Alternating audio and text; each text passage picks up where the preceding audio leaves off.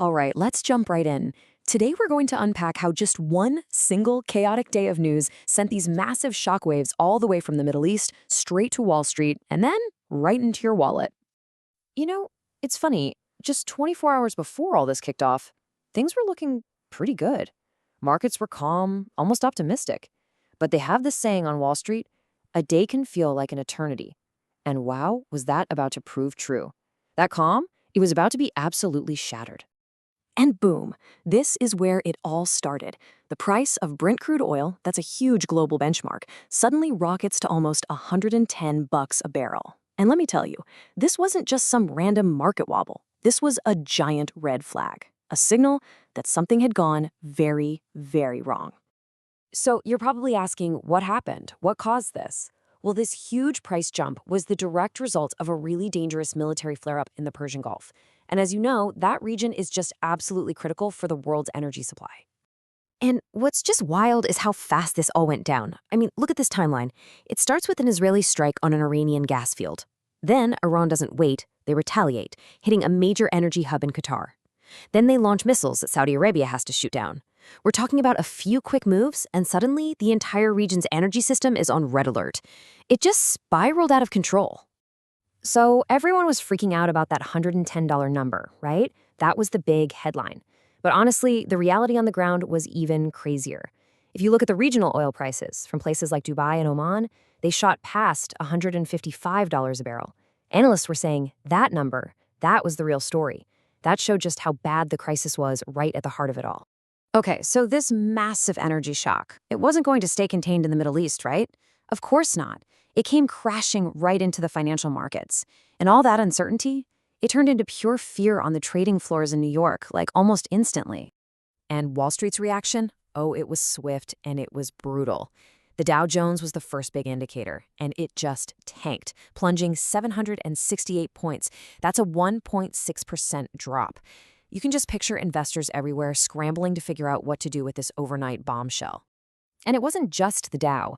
This wasn't some isolated thing. The S&P 500, which, gives you a much broader picture of the market, it fell by pretty much the same amount. That just goes to show you how widespread this panic really was. Yep, and even the tech stocks on the Nasdaq weren't safe. They dropped 1.5%.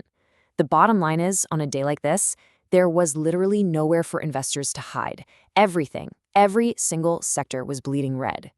So why? Why did everyone rush for the exits at the same time?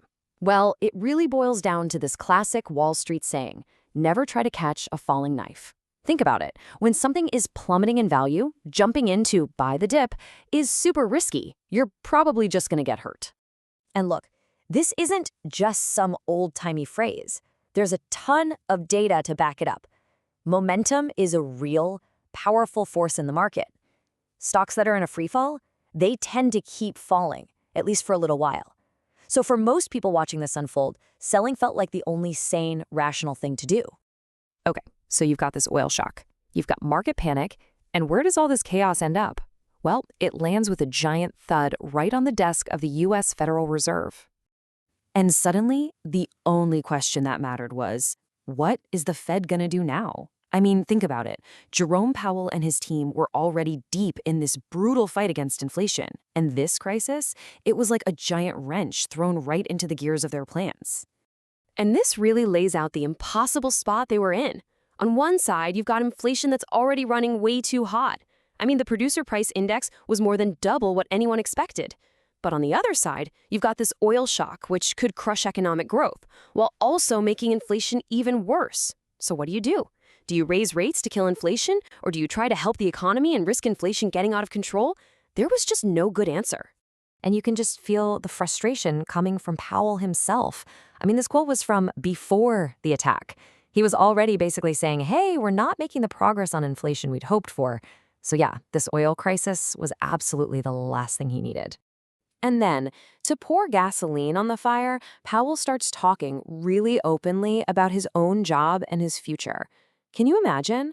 At a time when the economy is on a knife's edge, the guy in charge of it all is basically signaling he's not sure what he's doing next. That just injected a whole new level of anxiety into the markets.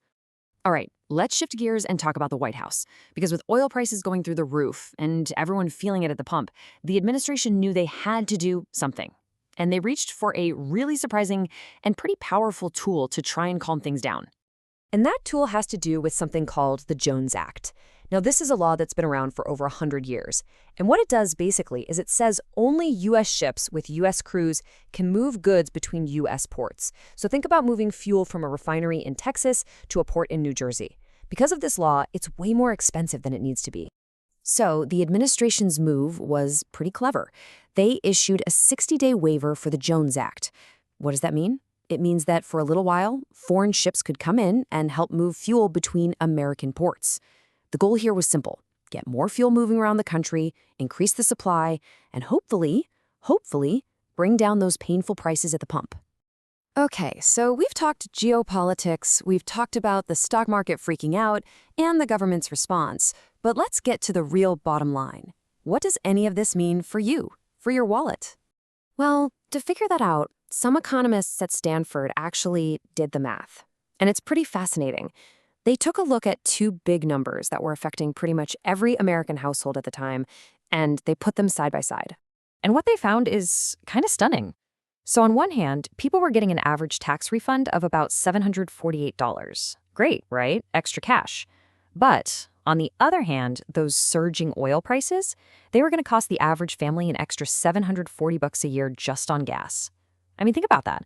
They almost perfectly cancel each other out. All the drama, all the headlines, and this global conflict basically reached into your pocket and erased the benefit of a major tax cut. It's just jarring. Which leaves us with one last pretty troubling thought.